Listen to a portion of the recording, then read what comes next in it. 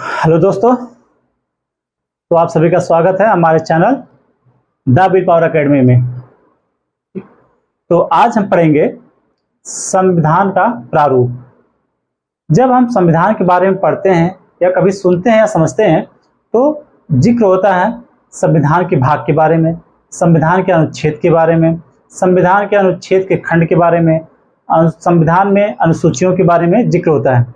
तो यह किस तरह से लिखी गई हैं, जो भाग है, जो अनुसूचियां हैं, या किस तरह से व्यवस्थित हैं। ठीक, तो यही हमें देखना है आज। तो हम देखते हैं, आज हम देखेंगे भारतीय संविधान का प्रारूप। भारतीय संविधान का प्रारूप, इंग्लिश में फॉर्मेट ऑफ इंडियन कॉन्स्टिट्यूशन।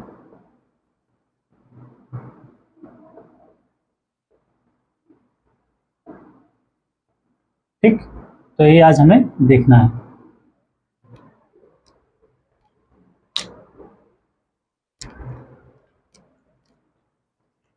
तो आज हम क्या देख रहे हैं, भारतीय संविधान का प्रारूप।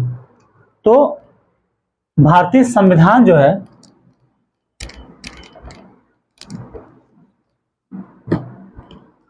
संविधान जो हमारा है उसको पहले संविधान निर्माताओं ने किसको बांटा है, पहले इसको भागों में बांट दिया है। संविधान जो हमारा है भाग में बटा हुआ है।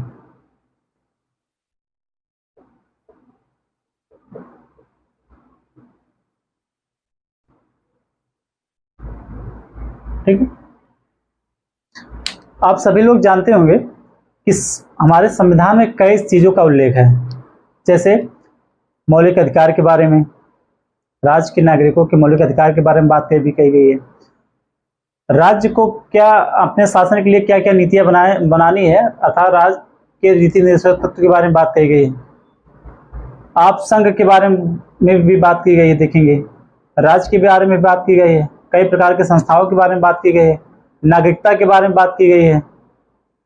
ठीक, और फिर उसमें भारत राज्यों का संघ होगा, इसके बारे में बात की गई है। तो कई तरह की बातें संविधान में कही गई हैं जो कि अलग अलग मुद्दों से संबंधित है। तो संविधान निर्माताओं ने क्या किया कि एक प्रकार की चीजों को, जो एक प्रकार की चीजें या चीजें प्रावधान है, उनको एक जगह संकलित कर दिया, और एक जगह जब संकलित कर दिया तो उसी को उन्होंने भाग का नाम दे दिया। जैसे मौलिक अधिकार को हम देखेंगे, तो जब हमें मौलिक अधिकार भारतीय संविधान में देखना है तो मौलिक अधिकारों को पूरे उन्होंने एक जगह संकलित कर दिया। ना कि कुछ मौलिक अधिकार एक जगह है तो फिर 10 पन्ने बाद एक जगह मौलिक अधिकार है, ना कि फिर 20 पन्ने बाद एक जगह मौलिक अधिकार है, बल्कि सारे मौलिक अधिकारों को उन्होंने क्या किया, एक जगह संकलित कर दिया, और उससे क्या नाम दिया, एक भाग नाम भी दिया। इसी तरह जो है, जब संघ के बारे में जो बातें कही गई हैं उसको भी संविधान निर्माताओं ने एक जगह व्यवस्थित रूप से लिखा है और उसको उन्होंने एक भाग का नाम दे दिया है। तो ये हमारा हुआ भाग। फिर भाग जो हमारा है वह अध्याय में बटा हुआ है। लेकिन इससे पहले हम समझ लेते हैं कि कैसे। जब हम भाग 1 देखते हैं तो उसमें कोई अध्याय नहीं है, सीधे अनुच्छेद में बढ़ जाता है। भाग 2 भी हमारा है, उसमें कोई अध्याय नहीं है, सीधे अनुच्छेद। इसी तरह भाग 3 और भाग 4 में भी कोई अध्याय नहीं है। हमने बताया कि भाग जो है आपका अध्याय में बटा हुआ है, जबकि भाग 1, भाग 2, भाग 3, भाग 4 आपका अध्याय में नहीं बटा है। लेकिन भाग 5 जो है काफी बड़ा भाग है, जिसमें संघ के बारे में बात कही गई है।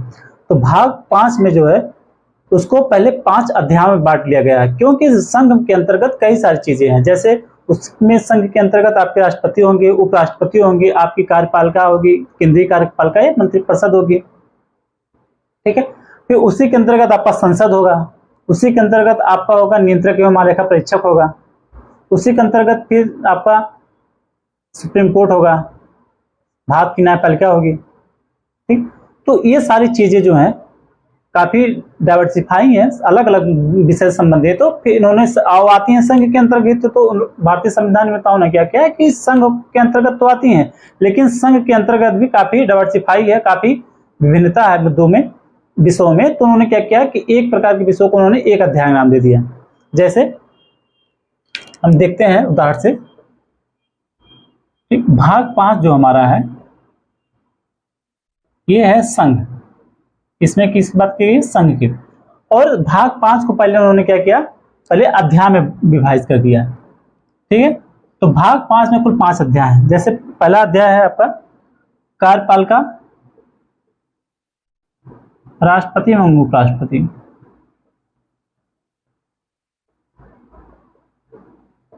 भाग 5 में पहला अध्याय है कार्यपालिका, राष्ट्रपति एवं उपराष्ट्रपति। यह पहला अध्याय है भाग 5 के अंतर्गत। ठीक, फिर भाग 2 के अंतर्गत है संसद। फिर भाग 3 है राष्ट्रपति की विधायी शक्तियां। राष्ट्रपति की विधायी शक्तियां।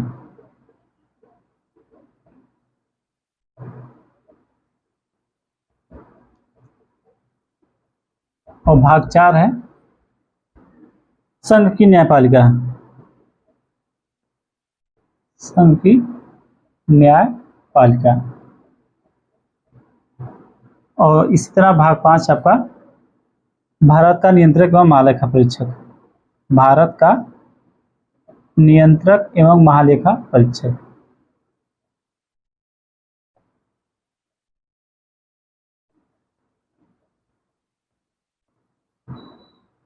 ठीक, तो देख रहे हैं भाग 5 में जो हमारे है काफी बड़ा भाग है, जिसमें अलग अलग चीजें हैं। तो उन्होंने क्या किया कि एक प्रकार की चीजों को उन्होंने एक एक अध्याय नाम, जैसे भारत के कार्यपालिका, राष्ट्रपति, उपराष्ट्रपति, इसको एक नाम दे, एक अध्याय नाम दे दिया। ठीक, अब अगर हमको राष्ट्रपति के बारे में जानना है या उपराष्ट्रपति के बारे में जानना है या संघ की कार्यपालिका के बारे में जानना है, तो हम क्या करेंगे? भाग 5 में जाएंगे। भाग 5 के अंतर्गत हमको पहले अध्याय के अंतर्गत हमको ये सारी चीजें इसके बारे में मिल जाएंगी। और संसद के बारे में जानना है तो भाग 5 के अंतर्गत हम चैप्टर 2 के अंदर जाएंगे, तो उसमें हमको संसद के बारे में डिटेल्स मिल जाएगी, संसद के बारे में संविधान में क्या क्या बात कही गई है। तो इस तरह से चीजें हमारी क्या हो गई और सुव्यवस्थित हो गई, सुस्पष्ट हो गई। ठीक, इसी तरह जो है भाग 6 को भी उन्होंने 6 भागों में पहले विभाजित कर लिया, 6 अध्याय में। भाग 6 जो हमारा है वो भी पहले उसको 6 अध्यायों में बांटा गया है सरलता के लिए। और भाग 6 हमारा है राज्य के बारे में बात करता है। तो इसमें जो पहला है यह है साधारण। साधारण मतलब है कि इसमें राज्य की परिभाषा के बारे में बात की गई है। ठीक है, और जो इसी तरह जब दूसरे पे आते हैं तो दूसरे में है हमारा कार्यपालिका के बारे में बात की गई। राज्य की कार्यपालिका, कार्यपालिका 2 होती है, एक संघ की कार्यपालिका, एक राज्य की कार्यपालिका। तो इसमें जो है हमारा है राज्य की कार्यपालिका के बारे में हम देखेंगे। इसमें भाग 3 है हमारा राज्य का विधानमंडल। राज्य का विधानमंडल। ठीक, और चौथा अध्याय है इसमें राज्यपाल की विधायी शक्ति। राज्यपाल की विधायी शक्ति। और भाग 5 हमारा है राज्यों के उच्च न्यायालय। राज्यों के उच्च न्यायालय। ठीक, और 6वां अध्याय है अधीनस्थ न्यायालय। 6वां अध्याय किसके बारे में बात करता है? अधीनस्थ न्यायालय के बारे में। ठीक, इसी को हम जिला न्यायालय भी कहते हैं, जिला न्यायालय। ठीक, तो इस तरह जो भाग हमारा है वह पहले किस जो बड़े भाग हैं उसको पहले क्या कर दिया? पहले अध्यायों में बांट दिया गया। तो अब हम समझ गए होंगे कि जो भाग हमारा है, जो भाग हमारा है वह किस में बटा हुआ है? अध्याय में। हाँ, ये जरूर है कि सभी भाग पहले अध्याय में नहीं बटे हैं, लेकिन कुछ भाग तो अध्याय में बटे हैं।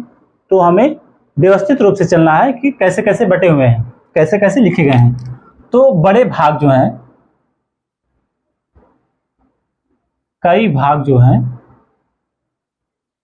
या इसमें कर दिए कई मतलब जो बड़े भाग होते हैं। ठीक, ये आपके अध्याय या चैप्टर में बटे हुए हैं।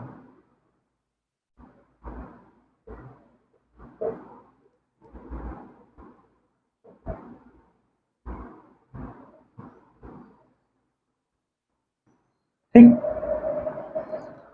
और अब जो अध्याय होते हैं वह किसमें बटे हुए हैं? वह बटे हैं अनुच्छेद में। अध्याय आप किसमें बटे हैं? अनुच्छेद में।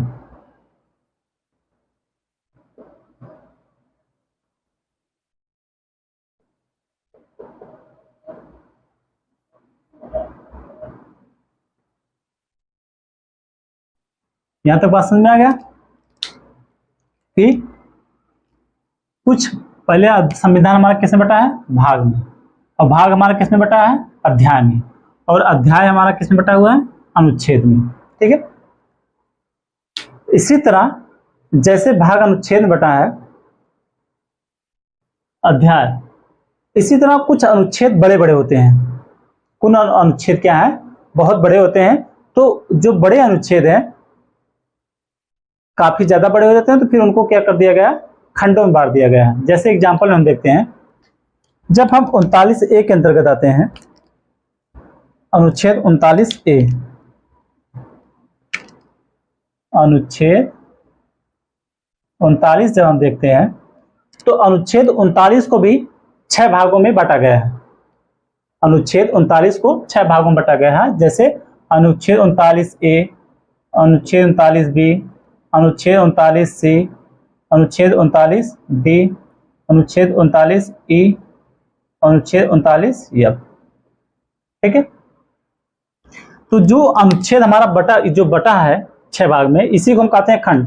तो कुछ जो बड़े अनुच्छेद होते हैं वो आपके खंडों में बटे होते हैं। इसमें कुछ अनुच्छेद जो बड़े अनुच्छेद होते हैं वह खंडों में बांट दिए गए हैं। जैसे हमने देखा अनुच्छेद 39 ये जो है, यह सब क्या है? A B C D E अनुच्छेद 39 के क्या है? खंड है।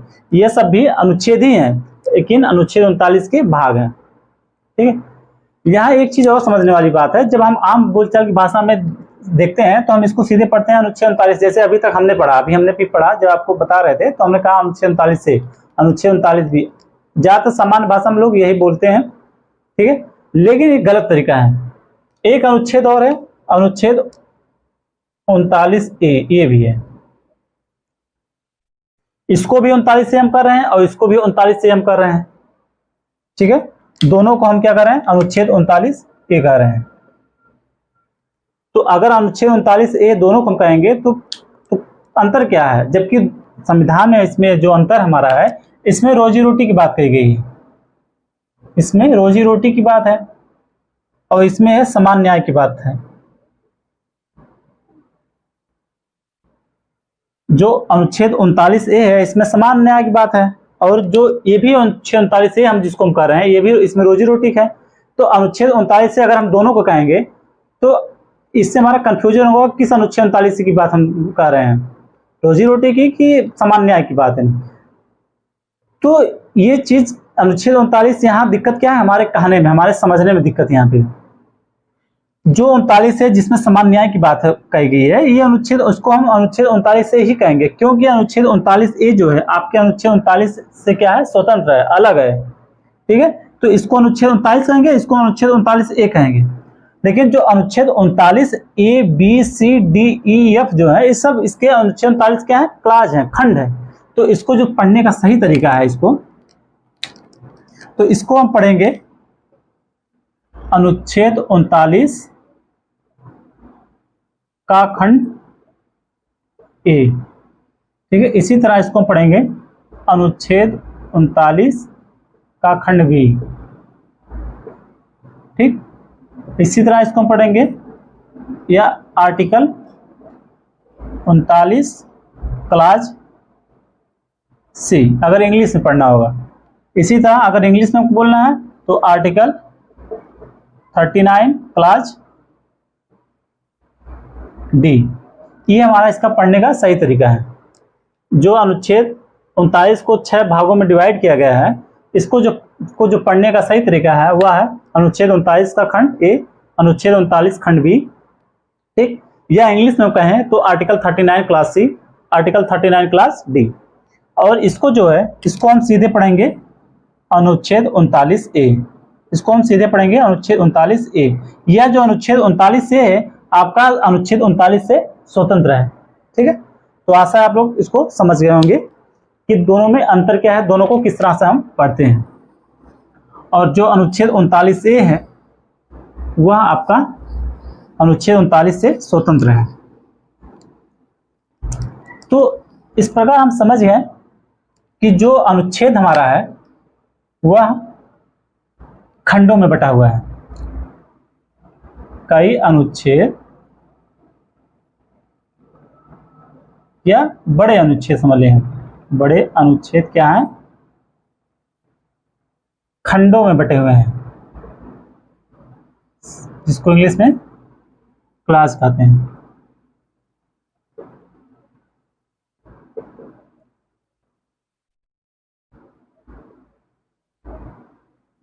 ठीक है, हमने क्या देखा कि बड़े जो अनुच्छेद हैं वह किसमें बटे हैं, खंड, उनको खंडों में बांट दिया गया है।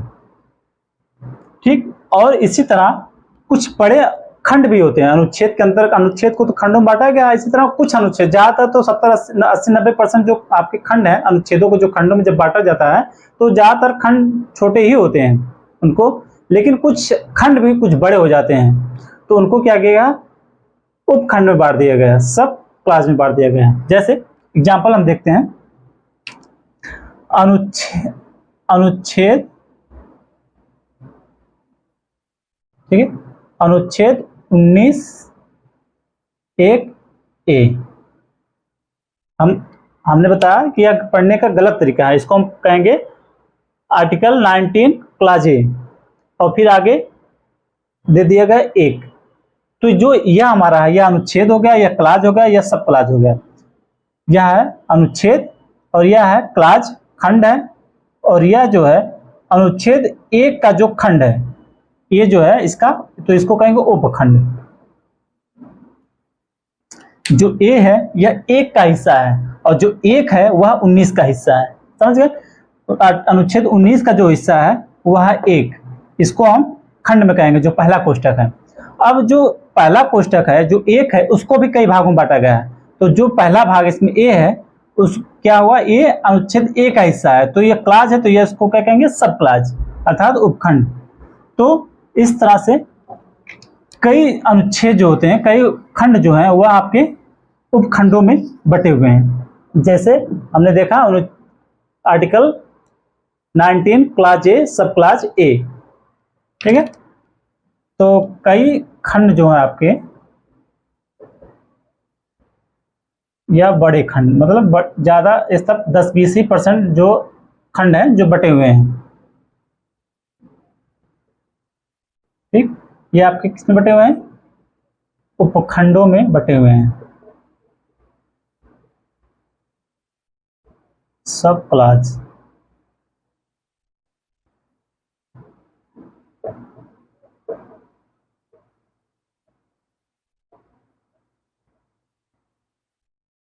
ठीक, तो इस तरह से जो हमारा संविधान है इसी तरह से लिखा गया है, इसी प्रारूप में। पहले पार्ट में बटा है, फिर अध्याय में, फिर अनुच्छेद में, ठीक, पहले भाग में, फिर अध्याय में, फिर अनुच्छेद में, फिर इसको खंडों में बांटा गया है अनुच्छेद को, फिर अनुच्छेद को खंडों में बांटने के बाद खंडों को फिर किसमें बांटा गया है, उपखंडों में। तो इसी प्रक्रिया में, इसी प्रोसेस में, इसी ढांचे में लिखा गया है हमारा संविधान, ठीक है। अगर किसी अनुच्छेद में एक ब्रैकेट है, अगर किसी अनुच्छेद में एक ब्रैकेट आता है तो इसका मतलब उसमें एक खंड भी है, ठीक है। यहां नोट हम एक चीज देख लें, अगर किसी अनुच्छेद में, अगर किसी अनुच्छेद में एक ब्रैकेट है, एक ब्रैकेट है, तो खंड,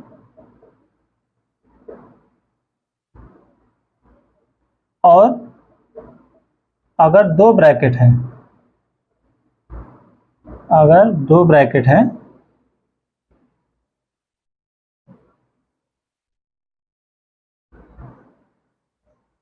तो खंड के साथ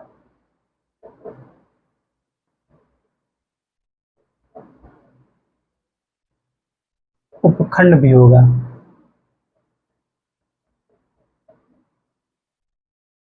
अगर किसी अनुच्छेद में एक ब्रैकेट दिया गया है तो उसका मतलब उसमें केवल खंड ही है, उस अनुच्छेद का खंड है। अगर किसी अनुच्छेद में खंड के दो ब्रैकेट दिए गए हैं तो इसका मतलब है कि उस अनुच्छेद में उस एक खंड के साथ साथ उसका उपखंड भी दिया गया है। ठीक है, तो अगर किसी अनुच्छेद में, जैसे अनुच्छेद 39A, अगर उसमें ए लिखा है या अनुच्छेद 39D लिखा है, उसमें कोई ब्रैकेट नहीं है, तो इसका मतलब क्या है, वह स्वतंत्र अनुच्छेद है, स्वतंत्र आर्टिकल है।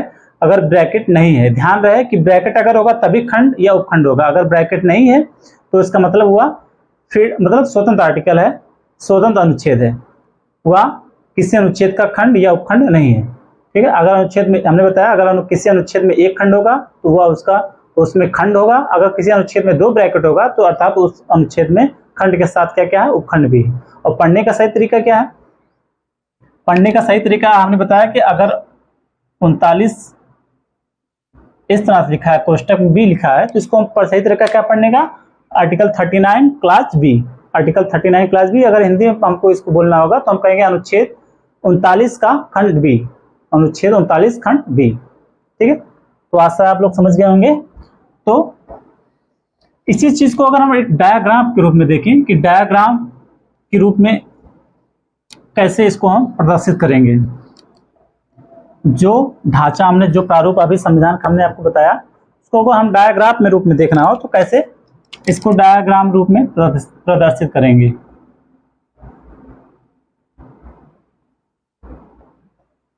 ठीक है, तो जो सबसे बड़ा भाग हमारा होगा वह होगा संविधान, वह होगा संविधान।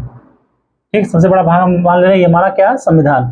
तो संविधान जो है, संविधान को फिर बात क्या आएगा, फिर आपका आएगा भाग, क्या आएगा, भाग। ठीक, तो भाग के बाद क्या आएगा, इसमें आपका आ जाएगा अध्याय, और फिर अध्याय से नीचे क्या आएगा आपका, अध्याय से नीचे आएगा आपका अनुच्छेद, तो फिर अनुच्छेद से नीचे क्या आएगा आपका, खंड। ठीक, और फिर सबसे नीचे क्या आएगा आपका, उपखंड। ठीक, तो इस तरह से डायग्राम के रूप में हम भी समझ सकते हैं। अब हम देखते हैं अनुसूची। जब हम कभी संविधान के बारे में पढ़ते हैं तो उसमें हम कभी कभी अनुसूचियों का भी जिक्र हम देखते हैं।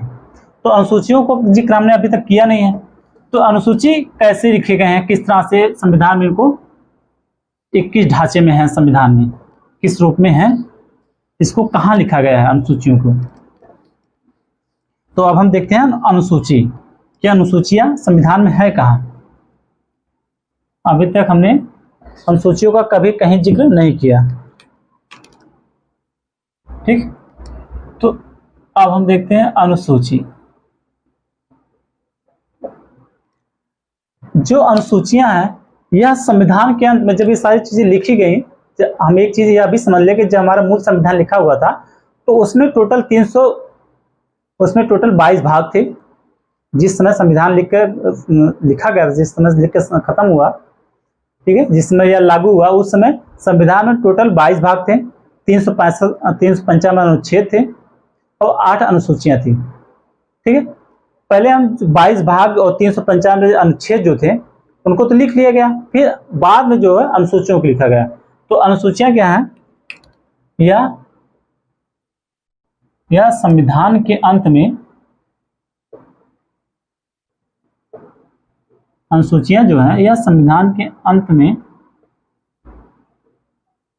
दी गई विषयों की वह सूची है।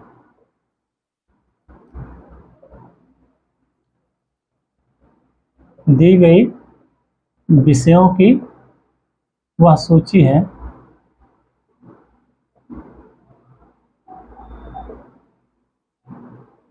जो संविधान के किसी विशेष प्रावधान की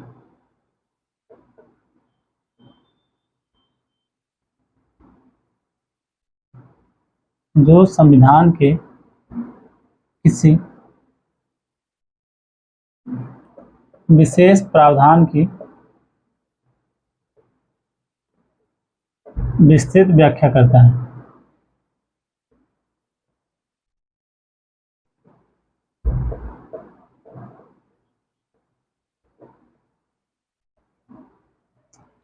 हमने देखा कि अनुसूचियां हमारा क्या है, यह संविधान के अंत में लिखी गई हैं। अनुसूची जो है संविधान में, यह संविधान के अंत में लिखी गई हैं और इसमें जो है संविधान के ही किसी विशेष प्रावधान की, संविधान के किसी विशेष प्रावधान की उसमें जो विस्तृत व्याख्या की गई है। जैसे अनुसूची 1, तो अनुसूची 1 में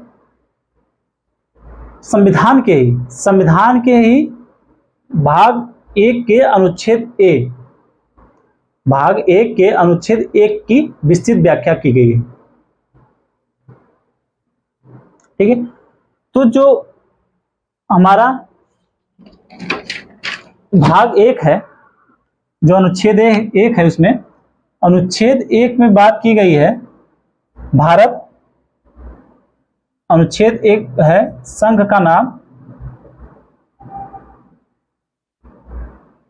संघ का नाम और उसका राज्य क्षेत्र।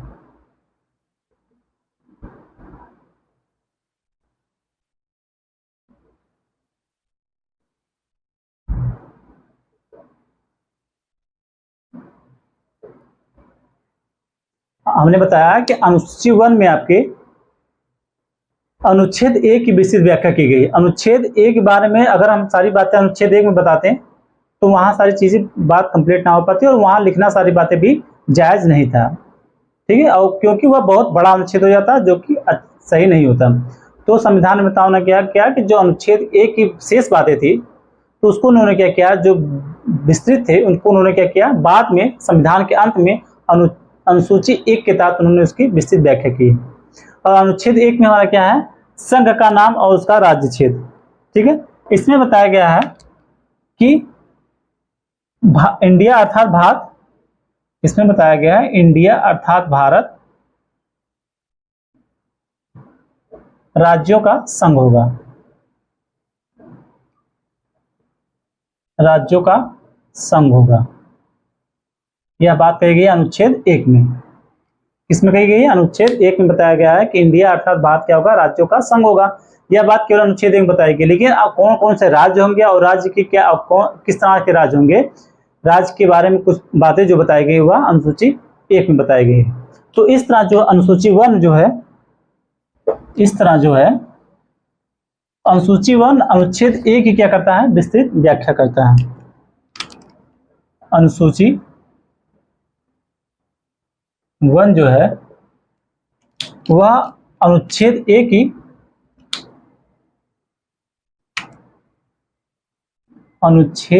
की क्या करता है, विस्तृत व्याख्या करता है।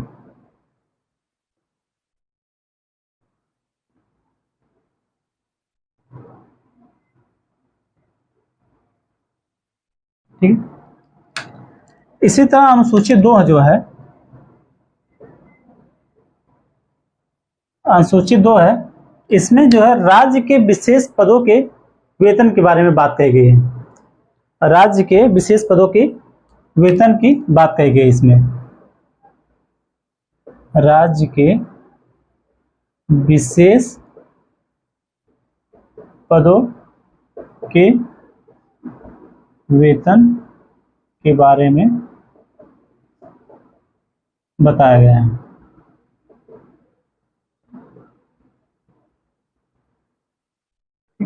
एक तरीका यह था कि जो राज्य के विशेष पद हैं उनके तो संविधान में हर जगह उल्लेख है कहीं ना कहीं, जैसे राष्ट्रपति, राज्यपाल का भी उल्लेख कहीं ना कहीं है, भारत एवं यहाँ भारत के नियंत्रक एवं लेखा परीक्षक का भी उल्लेख कहीं है। जो न्यायाधीश उनके बारे में भी, चाहे सुप्रीम कोर्ट को, चाहे हाई कोर्ट के या उच्च न्यायालय के जो न्यायाधीश उनके बारे में बात की गई है। तो चाहते तो हम जहां जहां इनके बारे में बात की गई है एक एक अनुच्छेद जोड़ के उनके वेतन के बारे में हम भी वहां बात कर सकते थे। लेकिन समस्या यहाँ पे थी, अगर हमें कभी किसी राज्य के विशेष पदों के वेतन के बारे में हमको जानना होता तो इसके लिए हमें क्या करना पड़ता है कि हर जगह हमें, हर पूरे संविधान को हमें पन्ना पलट पढ़ के देखना पड़ता है, पूरे संविधान को हमें में ढूंढना पड़ता है कि किसी विशेष पद का वेतन कहाँ, इसका वेतन कहाँ पे है, राज्यपाल का वेतन कहाँ है, तो वो हम देखेंगे। फिर हमको अगर राष्ट्रपति का देखना है कि फिर राष्ट्रपति के लिए हमारा सब पूरा पन्ना पलटेंगे। फिर इसी तरह अगर नियंत्रक एवं महालेखा परीक्षा का देखना है तो उसके लिए भी हम फिर और पूरा संविधान पलटेंगे। तो कहीं ना कहीं पूरा संविधान हमको पूरा संविधान हमको पूरा पन्ना पलट के ढूंढना पड़ेगा। तो लेकिन अब इस तरह से क्या है कि जब इसको पूरे राज्य के विशेष पदों की वेतन की एक जगह जब व्यवस्थित कर दिया गया अनुसूची 2 के अंतर्गत, इससे क्या हुआ, आसानी यह हो गई कि अगर आप हमको किसी की वेतन के बारे में जानकारी ज्ञात करना है, पता करना है, तो हम क्या करेंगे, सीधे अनुसूची 2 में चले जाएंगे और सीधे एक ही जगह से हम पूरे सभी के वेतन के बारे में जानकारी प्राप्त कर सकते हैं। और इसी तरह जो है अनुसूची 3 में जो है वह उसमें राज्य के विशेष पदों की शपथ के बारे में वर्णन कर दिया गया है। अनुसूची 3 में क्या है, इसी तरह उनके शपथ के बारे में भी बात कही गई है, ताकि एक ही जगह उनकी सारी चीजें हमें मिल जाए। ठीक है, कि राष्ट्रपति का शपथ कैसे होगा, राज्यपाल का शपथ कैसे होगा, मुख्यमंत्री का शपथ कैसे होगा। तो इन सब सारी चीजों की जो शपथ है, विशेष पद है राज्यों के, उन सबके शपथ के बारे में हमको जानना है, तो हम सीधे अनुसूची में 3 में चले जाएंगे। वहाँ एक ही जगह सारी चीजें हमको मिल जाएगी कि किसे क्या शपथ लेनी है। तो अनुसूची 3 में राज्य के विशेष पदों के शपथ के बारे में बताया गया है।